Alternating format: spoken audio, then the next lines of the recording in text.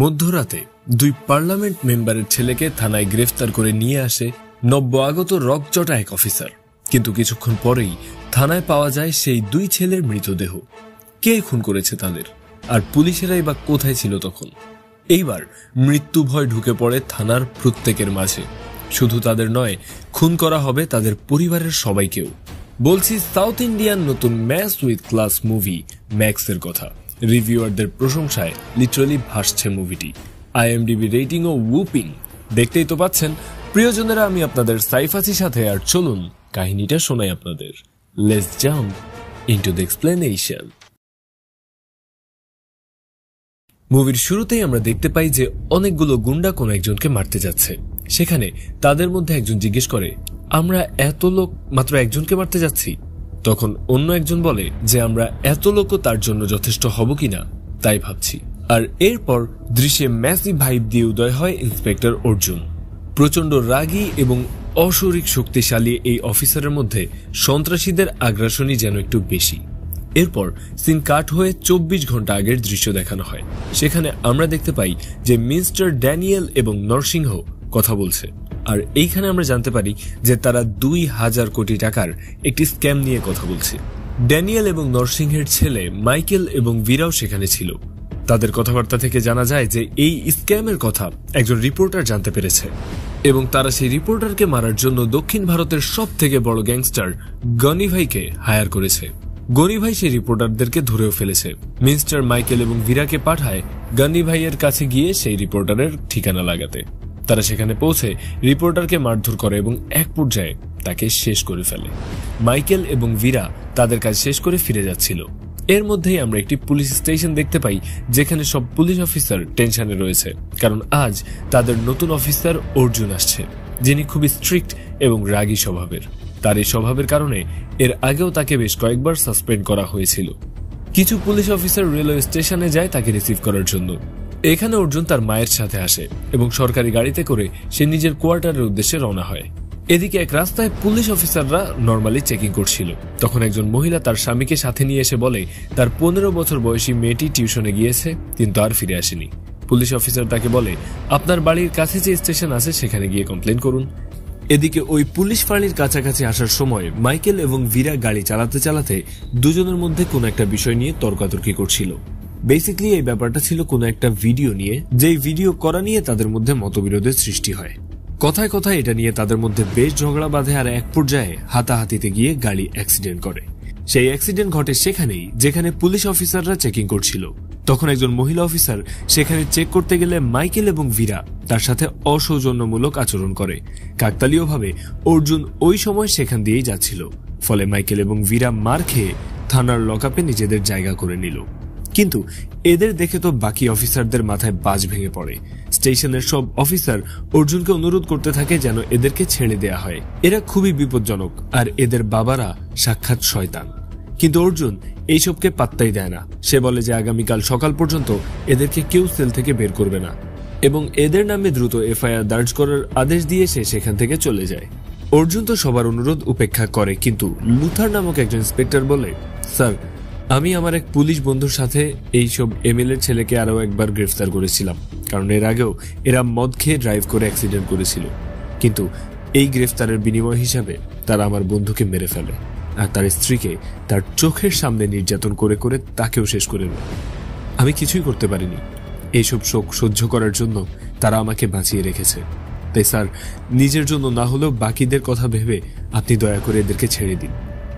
অর্জুন এইবার গভীর চিন্তায় পড়ে যায়।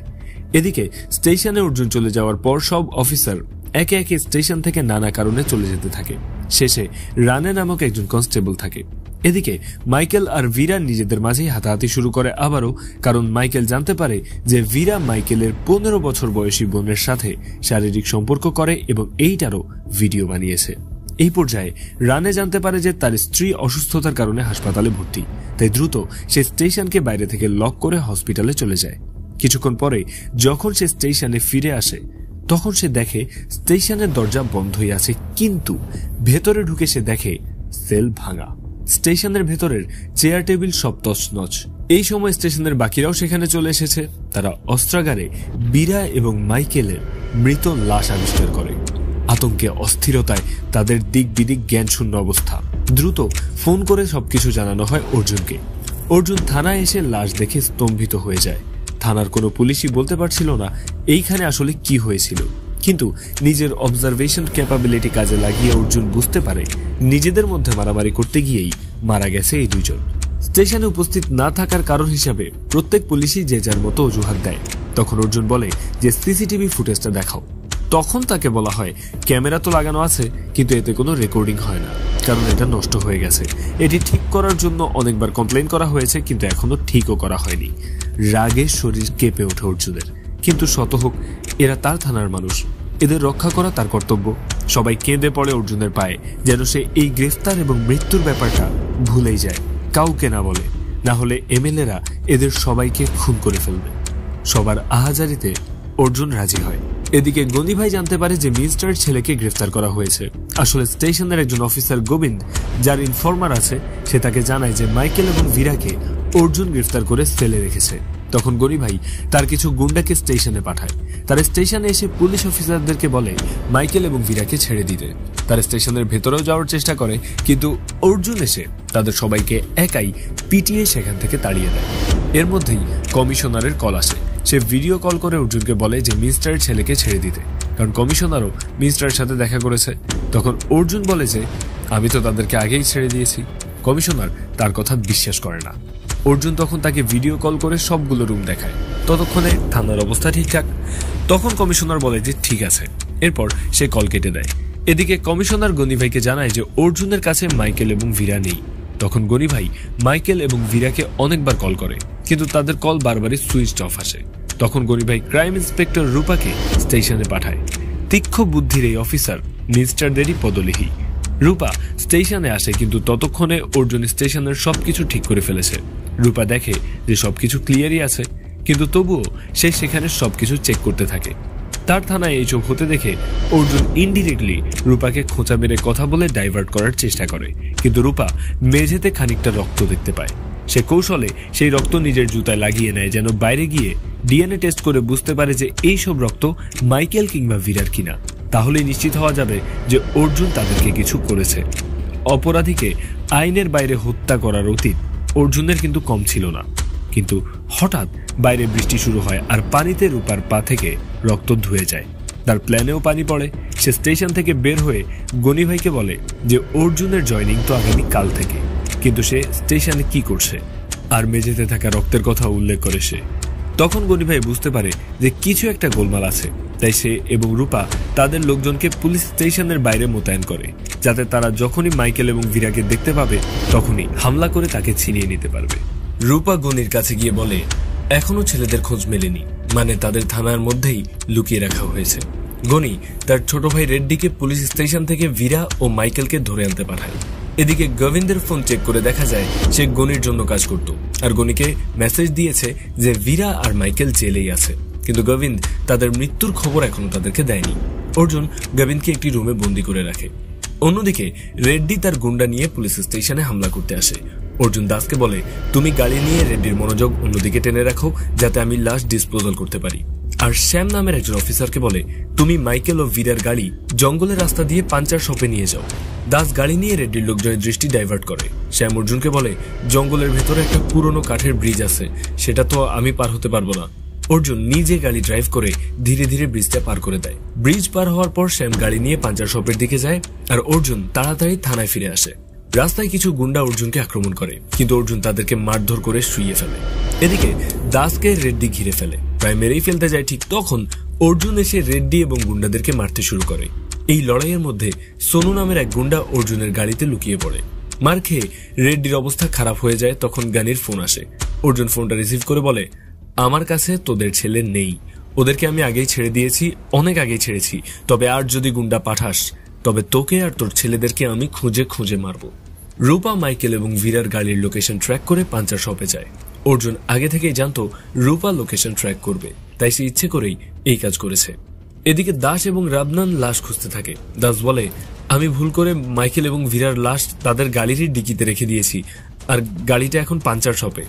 হায় রে ছাগল ছানা, এটা কোনো কথা? এইটা শুনে সবাই তো টেনশনে পড়ে যায় এবং অর্জুনকে খবর দেয়। গনি, রূপা এবং নরসিংহা ভাবে গাড়ি পাঞ্চার শপে, কিন্তু ছেলেরা কোথায়? তাদের মাথায় আসেই না যে ডিকিতেই লাশ আছে। অর্জুন দাসকে বলে, তুমি পাঞ্চার শপে গিয়ে রূপা এবং গনির উপর নজর রাখো। পাঞ্চার শপের মেকানিক এসে গাড়ি ঠিক করতে গিয়ে ডিকিতে সেই লাশ দেখে ফেলে, কিন্তু ভয়ের চোটে সে লাশের ব্যাপারে কাউকে বলে না। এই যাত্রায় বেঁচে যায় পুলিশের দল। গনি নিজেই থানায় গিয়ে ছেলেদেরকে বের করতে চায়, কিন্তু রূপা তাকে বাধা দেয়। সে বলে, অর্জুন এটাই চায় যেন তুমি থানায় যাও আর সে তোমাকে ধরে ফেলতে পারে। তার কথায় গনি থেমে যায় আর সেখানেই থেকে প্ল্যান ভাবতে থাকে। আর এই সব খবর দাস কন্টিনিউয়াসলি অর্জুনকে দিচ্ছিল। এদিকে অর্জুন কৌশলে কিছু লোকের সাথে তার মাকে তার এক বন্ধুর হাসপাতালে পাঠিয়ে দেয় নিরাপত্তার স্বার্থে। কিন্তু এই পর্যায়ে রূপার লোকজন গোবিন্দের ফ্যামিলিকে তুলে নিয়ে যায়, যে কিনা সেলের মধ্যে বন্দী। আর এই খবর জেনে গোবিন্দ অর্জুনের হাতে পায়ে ধরতে থাকে। অর্জুন তাকে সেখানেই বন্দী রেখে নিজেই গোবিন্দের পরিবারকে উদ্ধার করতে রওনা হয়।